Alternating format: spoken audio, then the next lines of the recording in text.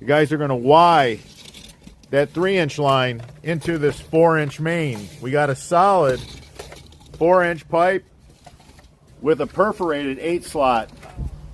They're sharing the trench. The guy's got another downspout right here that they're tying into the system. It goes into the catch basin a 3-inch. It comes out of the catch basin a 4-inch because we have those easy couplers. This is really simple.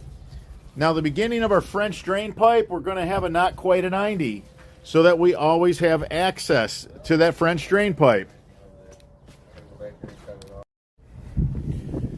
All right, so the guy's got a not quite a 90 to start the French drain.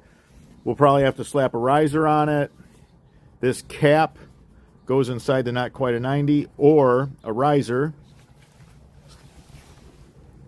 Now we know where the system starts.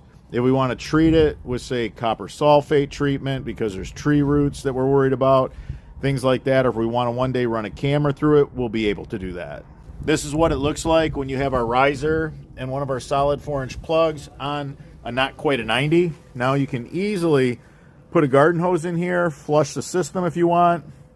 You can also put a turf restrictor plate here. Grass overgrows it. It's hard to find. With a turf restrictor plate, you don't lose it. It's easier to locate. Here's a solid 4-inch cover on our turf restrictor plate with one riser. Here's a not quite a 90. That's it. It's that simple. Now it won't get lost. We know where our cleanout is. We can do camera inspections. We can run a garden hose through it. If you enjoyed this video, give us a thumbs up. It supports the channel. If you have any questions regarding this installation, leave them in the comments section. I'm your host, Robert Sherwood, and until the next video.